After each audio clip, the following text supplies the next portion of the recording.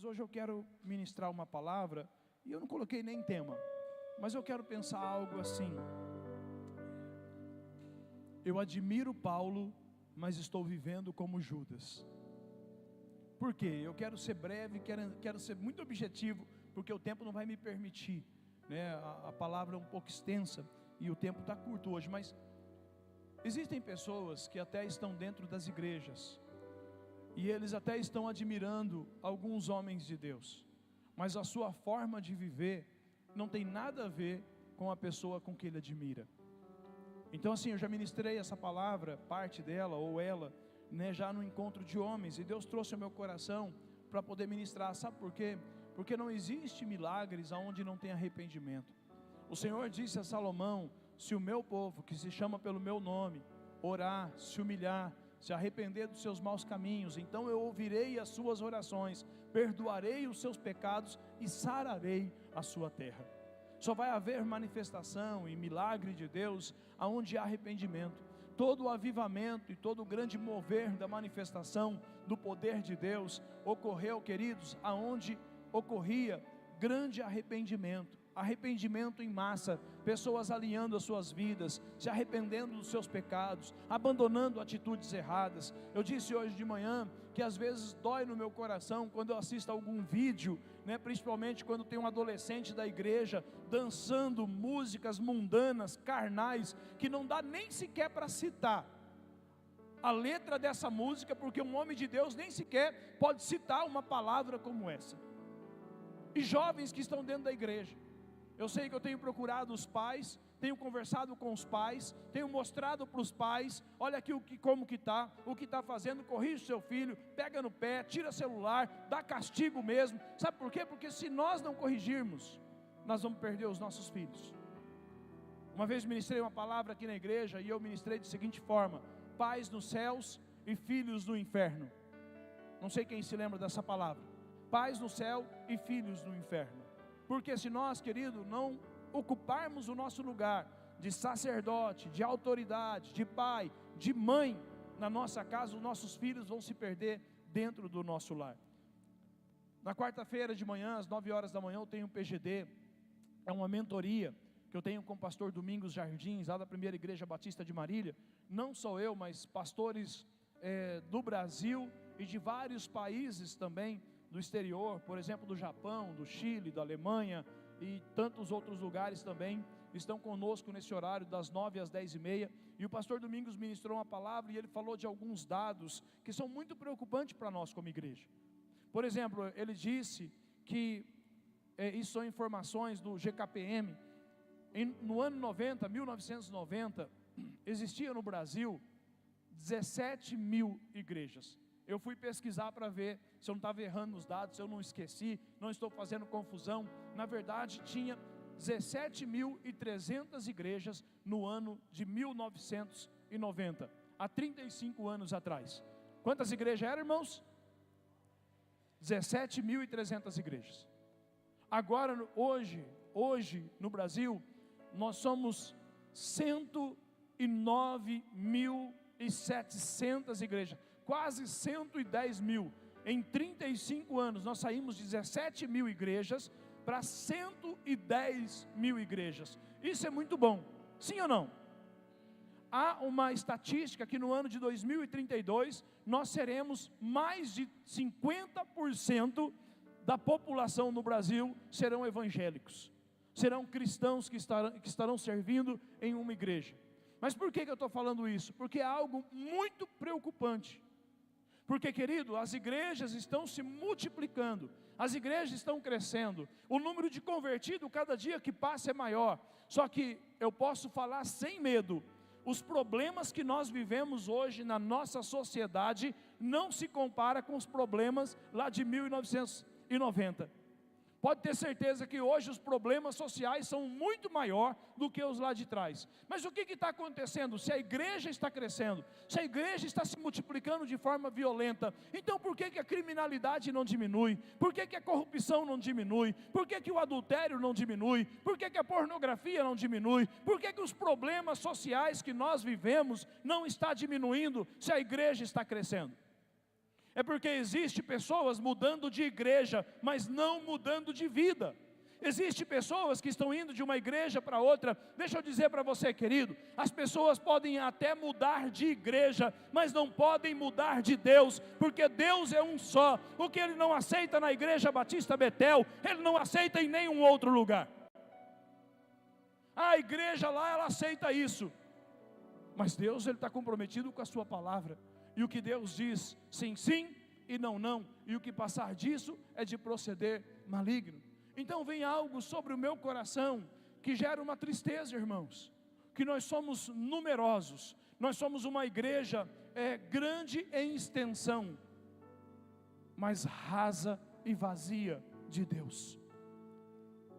Nós somos uma igreja grande em extensão sobre a nação. Se eu não me engano, nós temos 5.000 municípios no Brasil. É isso, Fernanda? 5.000 e alguma coisa municípios no Brasil. Eu estava tentando fazer as contas, né? 5.000, 30 igrejas mais ou menos por município, para dar 100.000 igrejas. Mas não adianta, queridos, isso é muito bom nós abrirmos igreja, mas as pessoas precisam mudar de vida. As pessoas precisam viver a cultura do reino de Deus. Olha o que diz a palavra do Senhor, Lucas, Evangelho de Lucas, capítulo 9, versículo 23, e eu preciso correr, aplauda o Senhor Jesus aí.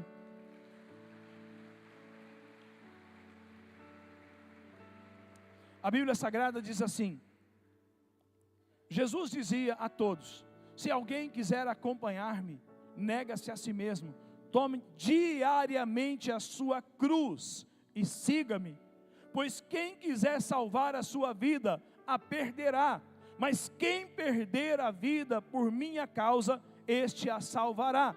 Pois que adianta o homem ganhar o mundo inteiro e perder-se ou destruir a si mesmo? Se alguém se envergonhar de mim e das minhas palavras, o Filho do Homem se envergonhará dele, quando vier em sua glória e na glória do Pai e dos santos anjos. Garanto-lhes que alguns que aqui se achegam, de modo nenhum experimentarão a morte antes de verem o reino de Deus. Jesus, ele diz que essa vida, ela é custosa. Sabe, irmãos, ultimamente a gente tem ouvido na internet alguns vídeos falando sobre ativismo religioso. Quem já ouviu alguma coisa sobre isso já? Ativismo religioso. Irmãos, nós estamos vivendo nos dias onde nós estamos vendo as nossas crianças bombardeadas nas escolas com doutrinação, onde nós vemos, querido, a propagação diariamente, inundando as casas, através da internet, através da televisão, através de filme, e quando nós vemos alguém que está queimando no reino de Deus, essa pessoa é chamada de ativismo religioso. Não, a pessoa que acredita que existe ativismo religioso, na verdade, querido, são pessoas que não queimam mais, que não querem fazer mais nada, que se rendeu diante da situação, e hoje, querido, tem esse argumento: eu não estou fazendo porque eu não quero me envolver no ativismo religioso. Existe uma batalha espiritual, existe uma guerra espiritual que foi travada neste momento. As nossas crianças, os nossos adolescentes, os nossos jovens são seduzidos e atraídos para este mundo, e nós, igrejas, quando encontramos alguém que está liderando uma célula, quando encontramos alguém que está ministrando culto de casal, quando nós encontramos alguém que vem no culto no domingo e na terça-feira, ou na célula na quarta-feira, é ativismo religioso. Não, religioso é você, querido, que só ocupa o lugar de crente dentro de uma igreja. Isso é religiosidade. Mas o crente verdadeiro, ele está comprometido com uma missão. O crente verdadeiro está comprometido com uma obra. O crente verdadeiro está comprometido com algo maior do que ele. Porque ele entendeu, querido, que ele precisa negar a si mesmo. A vontade da gente, irmãos, é só curtição, é só pescaria. Entende? Não tem nenhum pecado em fazer isso, mas o problema é quando você deixa de servir a Deus. Deixa de servir a Deus. Deixa de cumprir a obra, deixa de fazer parte de uma batalha que está acontecendo agora no mundo espiritual. E quando eu disse, querido, eu quero pensar com você sobre alguém que caminhou com Jesus e foi para o inferno. É bem rasgado assim mesmo. Pastor, no domingo o senhor fala sobre graça, no domingo o senhor fala sobre amor, parece que o senhor é meio bipolar. Não é verdade? Existe graça, existe amor, existe perdão, mas existe o inferno também para aqueles que não se convertem, para aqueles que não se arrependem dos seus pecados, não abandonam os seus pecados. E eu quero pensar com você, não precisa erguer a sua mão, tá bom? Porque às vezes você não entende a pergunta e você ergue a mão, tá? Quantos aqui quer terminar como Judas? Vou perguntar de novo. Quantos aqui querem terminar como Judas? Vamos ver como ele terminou? E de repente, se você quiser terminar como Judas, eu vou ensinar hoje um passo a passo para você terminar como Judas. E de repente, nesse passo a passo, você pode até se identificar, porque tem coisas que você nem precisa fazer, porque você já está fazendo. Tem coisas que você nem precisa praticar, porque você já está praticando. Então, olha o que diz a palavra do Senhor em Atos dos Apóstolos, capítulo 16, capítulo 1, versículo 16 ao versículo 19. E diz assim: e disse: irmãos, era necessário que se cumprisse as Escrituras, que o Espírito Santo predisse por boca de Davi, a respeito de Judas, que serviu de guia aos que prenderam Jesus. Ele foi contado como um dos nossos, e teve participação nesse ministério, com a recompensa que recebeu pelo seu pecado. Judas comprou um campo ali, caiu de cabeça, seu corpo partiu-se ao meio, e as suas vísceras, ou a sua barrigada, as suas entranhas se derramaram. Todos em Jerusalém ficaram sabendo disso, de modo que na língua deles, esse campo passou a chamar-se Acélda, isto é, campo de sangue, ou um lugar de maldição. Então, quando a gente olha para esse texto, principalmente o versículo 17, ele traz algumas informações para nós. Olha o que diz: Judas era um dos nossos. Vou falar sobre isso já já. E foi escolhido para tomar parte no nosso trabalho. Ele era um dos nossos e ele foi escolhido, ele foi separado. Por isso que a Bíblia diz que muitos são chamados, muitos, mas nem todos herdarão a vida eterna. Sabe por quê? Porque como aquela passagem do jovem rico, que está lá no Evangelho de Lucas, no capítulo 18, para caminhar com Jesus vai ter que renunciar. E quem não consegue renunciar às coisas desse mundo, sem perceber, acaba renunciando à vida eterna, que é o próprio Senhor Jesus. Amém, queridos?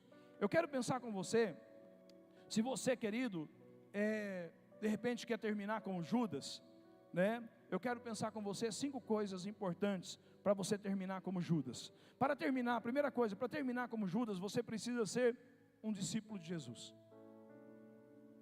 Então, se você já é um discípulo de Jesus, se você entregou a sua vida para Jesus, se você vem à igreja, se você frequenta os cultos, você já deu o primeiro passo para terminar como Judas. Porque vir à igreja não significa que você vai terminar bem. Nós conhecemos alguém que a Bíblia diz que caminhava com o próprio Senhor Jesus, que viu os milagres que Jesus fez, viu as curas que Jesus fez, viu Jesus ressuscitando os mortos. Que privilégio Judas teve! Mas isso não foi suficiente, querido. Sabe por quê? Porque Judas, ele até admirava Jesus, mas não vivia como Jesus. Deixa eu tentar explicar. É fácil gostar de Jesus, irmãos.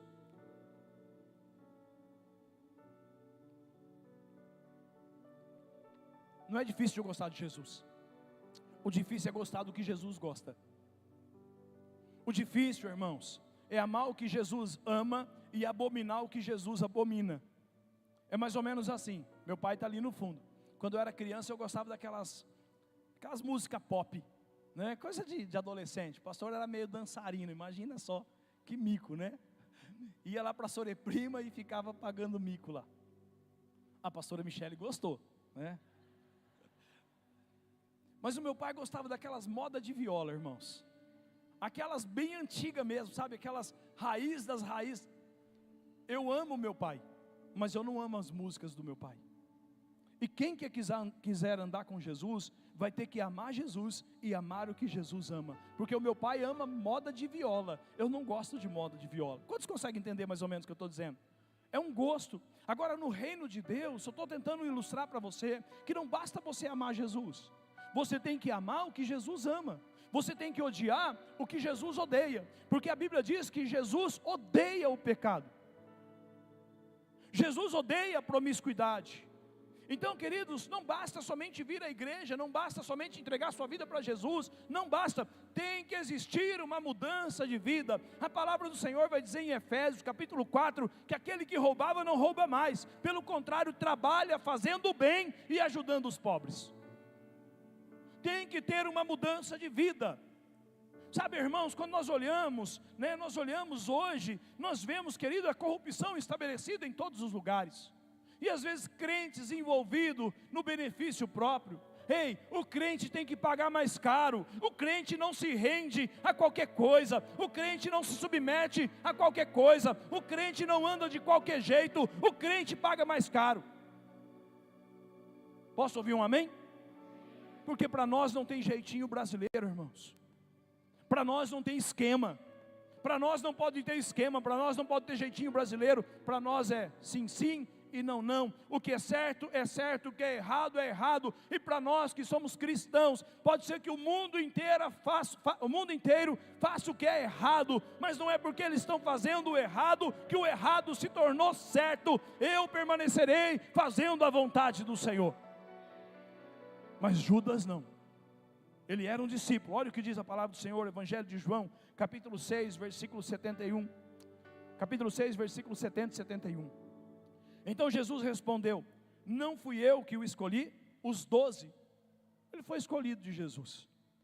Todavia, um de vocês é um diabo. Ele se referia a Judas, filho de Simão Iscariote, que embora fosse um dos 12, mais tarde haveria de traí-lo. Jesus já sabe, irmãos, porque vocês podem até esconder do pastor, você pode esconder dos irmãos, você pode esconder, mas você não esconde a sua safadeza e a sua sem vergonhice de Deus. Não pode esconder. De Deus ninguém pode esconder. A palavra do Senhor diz: não tema aos homens, mas tema a Deus. Porque os homens podem matar o seu corpo, mas Deus pode te lançar nas profundezas do inferno por toda a eternidade. Segunda coisa, para terminar como Judas.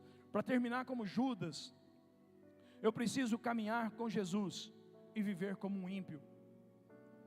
Tem gente que eu não acredito, irmãos, está ouvindo uma música evangélica aqui na igreja e depois em casa está ouvindo uma música promíscua.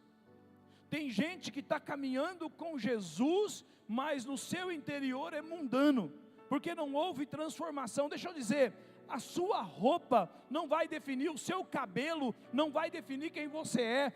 Querido, o que vai definir quem você é quem você está imitando, quem você está seguindo. Você está seguindo os passos de Jesus? Porque Judas, querido, andava com Jesus, mas a Bíblia Sagrada vai dizer que ele era um ladrão.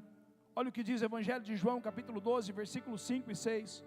Porque este perfume não foi vendido, e o dinheiro dado aos pobres seria 300 denários. Ele não falou isso porque se interessava pelos pobres, mas porque ele era ladrão, sendo responsável pela bolsa de dinheiro, costumava tirar o que nela era colocado. Esse texto, deixa eu colocar você dentro do texto aqui. Esse texto, irmãos, vai mostrar o quê? Jesus, ele chega na casa de Lázaro, Maria e Marta recebem Jesus. Jesus se coloca à mesa com Lázaro. Diz a palavra que Marta, como sempre, foi para a beirada do fogão para fazer a refeição, e Maria vai no seu quarto e pega um vaso de perfume precioso. Ela chega, ela quebra o vaso, derrama sobre os pés de Jesus e começa a lavar os pés de Jesus com esse perfume e enxugar com os seus próprios cabelos. E quando Judas viu isso, ele falou assim: por que esse dinheiro, esse vaso, esse perfume não foi vendido e daria para ajudar tantos pobres? E Jesus o exortou, Jesus o corrigiu, dizendo: vocês sempre terão os pobres, mas o que ela está fazendo agora é um ato profético, porque ela está preparando o meu corpo para o sepultamento. Jesus está dizendo: o que ela está fazendo é algo que vocês ainda nem sequer entenderam. deixa ela, para de incomodá-la. No Evangelho de Mateus, eu não me recordo se no versículo 24, alguém pode ver para mim aí, fazendo um favor, a partir do versículo 1, diz a palavra de Deus ali, que após Jesus exortar Judas por causa disso, ele saiu dali imediatamente e foi vender Jesus por 30 moedas de prata. Sabe por quê, irmãos? Porque existem correções que caem no Espírito, correções que caem no Espírito, gera mudança de vida, gera transformação, gera renovo, porque a palavra do Senhor vai dizer em Hebreus capítulo 12, que todo pai que ama corrige os seus filhos. Mas existem correções que não caem no Espírito, porque quando a pessoa é carnal, a correção não cai no Espírito, porque ele não é espiritual, a correção cai na carne, e na carne gera maldição e morte sobre a sua própria vida. É mais ou menos, irmãos, olha por exemplo hoje aqui nessa igreja, quem é o pastor dessa igreja? Quem há de prestar conta dessa igreja diante de Jesus Cristo? Não sou eu? Sim ou não? Quando eu corrijo alguém, não é meu dever? Sim ou não? Alguém mais aqui tem a responsabilidade de prestar conta diante de Deus? Não. Então é meu dever corrigir. E quando eu corrijo às vezes pessoas que são espirituais, irmãos, é uma bênção, porque tem mudança, tem uma postura de servo de Deus. Mas quando a gente lida com gente carnal, é terrível. E Jesus estava lidando com alguém que era carnal, que estava do lado dele. As igrejas estão cheias de gente carnal, irmãos. Cheia de gente carnal.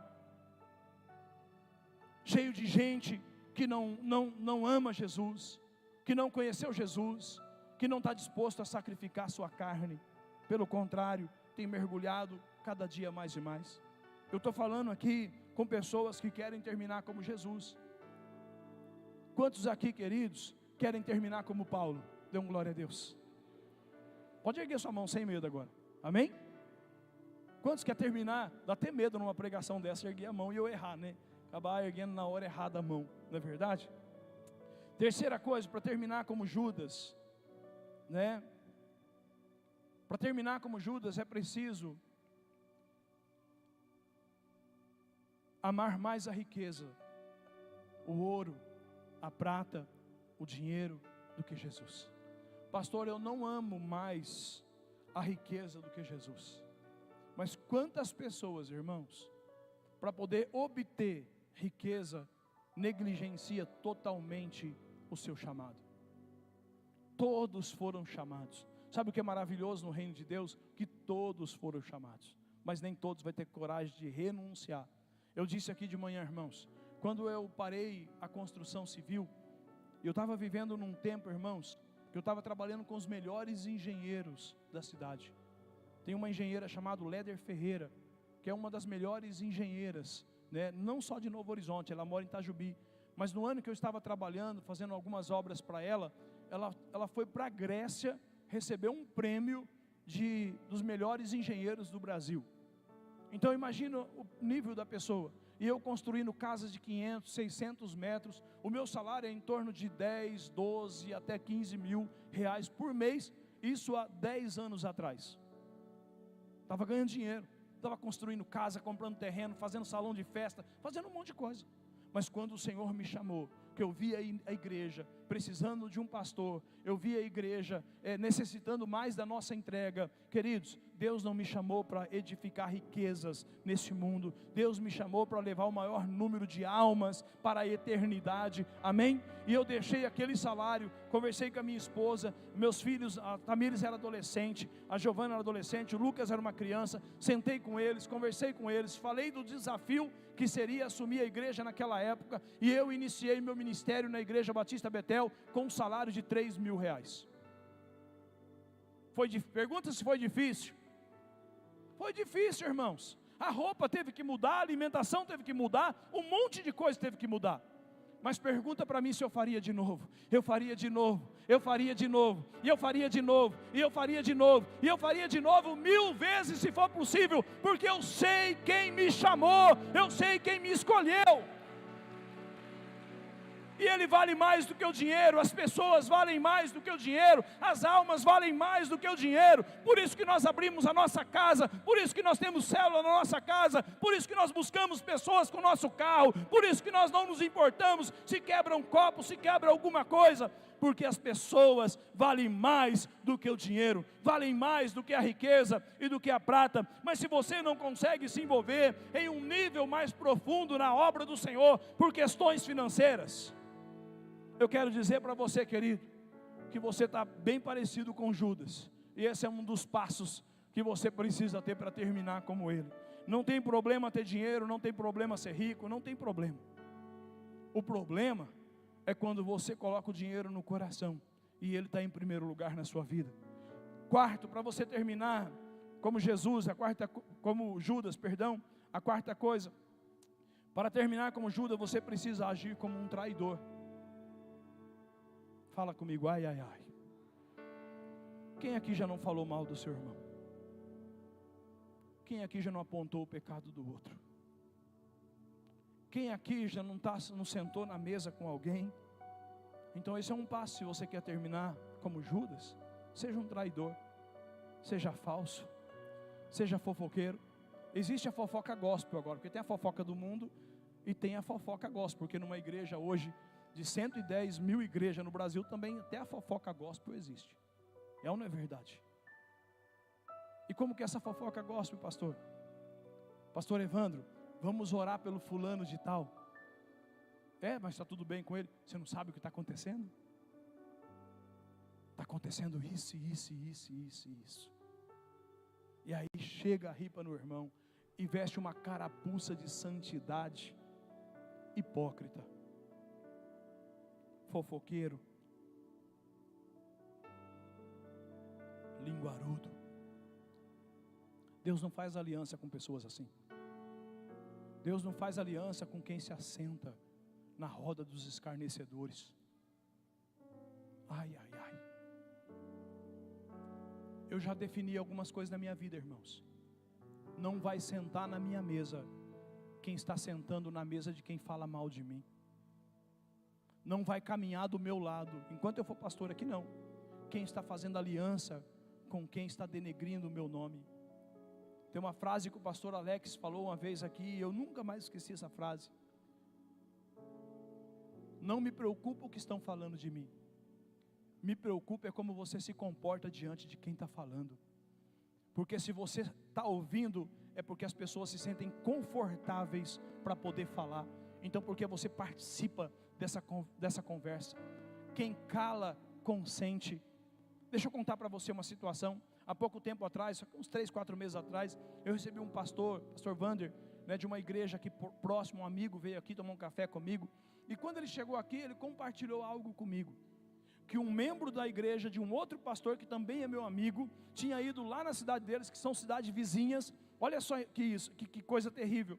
E esse cara procurou o outro pastor para falar mal do pastor dele, pediu ajuda para esse pastor, para ir até o pastor presidente da convenção, para poder queimar o pastor. E quando ele falou isso para mim, eu falei, querido, você está sentado comigo falando essas coisas? O pastor Juliano está sabendo disso? Você já falou com o pastor Juliano? Não falei. Falei, você vai catar o telefone agora, na minha frente, e vai ligar para ele, e vai falar para ele o que está acontecendo. Irmãos, sabe como que a gente tem que ser? Tem que ser chamado do esparrama roda. Chegou, o crente chegou, para, corta a conversa. Entende? Porque você vai falar, queridos, eu não participo dessa conversa, dá licença por favor. Eu não vou sentar nessa mesa, dá licença por favor. Não fala assim do irmão, eu não aceito que você faça isso. Entende, queridos? Judas era um traidor, e você sabe disso. E a traição, irmãos, é uma das coisas mais terríveis que existe. Quando a gente vê alguém que cai, e você no lugar de preservar, você faz como o filho de Noé, Cã, vai lá e expõe a vergonha do seu irmão, com uma cara de pau de espiritualidade, e de espiritualidade não tem nada, é maldade, é perversidade. Então esse é um dos caminhos. Para terminar, como Judas, olha o que diz Marcos capítulo 14, versículo 45 e versículo 46, dirigindo-se imediatamente a Jesus, Judas disse: mestre, e o beijou. E os homens agarraram Jesus e o prenderam. E aí você sabe o que aconteceu. Quinto e último, para terminar como Jesus, para terminar como Judas, nunca se arrepende. Você precisa ser uma pessoa que nunca tem um arrependimento sincero, mas só remorso. Porque a gente faz um paralelo aqui com Pedro. Judas não teve um arrependimento, ele só teve um remorso. Ele se entristeceu. A Bíblia fala que ele pesou. O que é o remorso, pastor? Remorso é um sentimento de culpa. Aonde tem arrependimento e perdão, não tem mais culpa, irmãos. Agora, se você, querido, é uma pessoa que confessa um pecado e ainda sente a culpa por aquele pecado, eu preciso dizer para você que você ainda não encontrou o perdão. Você ainda não encontrou a graça de Deus. O que você encontrou somente foi o remorso. Então, quantas pessoas, queridos, têm remorso, mas não têm arrependimento? Porque, querido, quando tem arrependimento, tem cura. Quando tem arrependimento, tem libertação. Quando tem arrependimento, não tem mudança de vida. Mas quando tem remorso, é uma tristeza que vem sobre o seu coração. Volta lá e faz de novo. No adultério, volta lá, sai do adultério entristecido por ter feito aquilo, mas volta lá e faz de novo. Judas somente tinha remorso. Então eu falei sobre 5 coisas aqui. Se você quiser terminar como Judas, um cristão falso, um cristão que usa máscara. Então, primeira coisa, frisando, para terminar como Judas, precisamos ser um discípulo de Jesus. Tem discípulo de Jesus aqui? Sim ou não? Tem discípulo de Jesus aqui? Sim ou não? Isso não significa que você vai terminar bem, porque esse discípulo aqui terminou mal. Segunda coisa, para terminar como Judas, precisamos caminhar com Jesus e viver como ímpios. Cuidado, querido, quando você está mais comprometido com a tua reputação do que com o seu caráter diante de Deus. Cuidado, frase do apóstolo Luiz Hermínio. Terceiro, para terminar como Judas, é preciso amar mais as riquezas do que Jesus.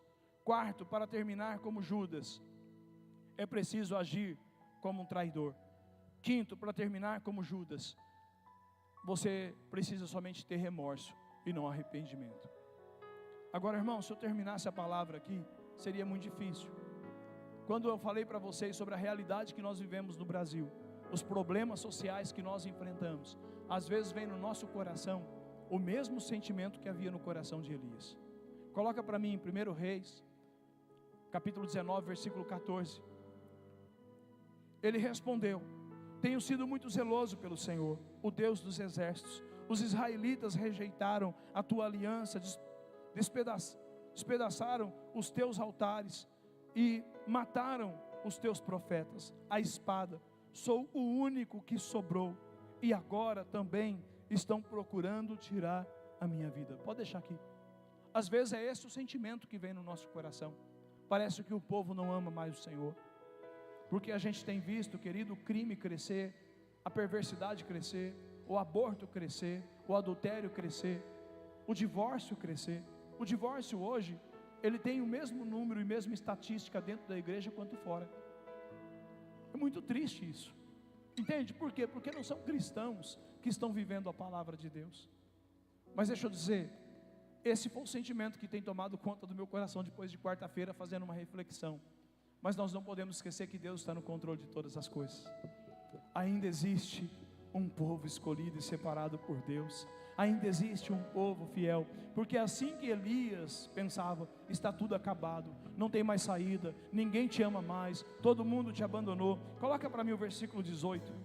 Verso 18, Deus falando com Elias: no entanto, reservei 7.000 em Israel, todos aqueles cujo joelho não se dobraram diante de Baal, e todos aqueles cuja boca não o beijou. Deus fala para Elias: Elias, ainda existe um povo fiel. Querido, se você está nesse culto, eu sei que você não quer terminar como Judas, é só uma forma de mexer com você, mas eu sei que você é alguém que pode se colocar e dizer: Senhor, eis-me aqui. E eu quero perguntar, quando Elias disse, está tudo acabado, Deus, está tudo perdido, Deus, não tem mais o que fazer. Deus disse: ainda existe 7.000 homens e mulheres que eu ainda posso contar com eles. Os dias que nós estamos vivendo são dias trabalhosos, mas a minha pergunta aqui hoje é: Deus pode contar com você? Deus está olhando do céu e está dizendo: existe 50.000, existe 60.000, existe 100.000, existe 150.000, existe 1 milhão de pessoas no Brasil que eu posso contar com Ele. Deus pode contar com você. Deus pode contar com você. Você vai fazer parte da lista que Deus está olhando lá do céu. E uma das coisas que me chama a atenção é que Deus disse: tem uma pessoa que está arando terra, o nome dele é Eliseu, vai até lá e jogue a capa sobre ele. Ei, deixa eu dizer para você, querido, eu não sei, mas eu gosto de pensar nisso. Eu quero acreditar que o seu nome foi citado pelo Senhor para ser resposta para uma crise. O seu nome, antes de Eliseu ter conhecimento do plano e do projeto de Deus, ele já estava na boca de Deus para ser a resposta para aqueles dias. Se você, querido, é uma pessoa que vai declarar: eu sou um discípulo de Jesus e não vou terminar como Judas, Deus pode contar comigo. Deus pode colocar o meu nome nessa lista de pessoas que Ele pode dizer: não está perdido, não está acabado. Tem sim muitas pessoas que não têm compromisso, tem sim muitas pessoas que estão vivendo uma vida falsa, mas ainda existe 7.000 fiéis que o joelho não dobrou, que a boca não beijou, que não são falsos diante de mim.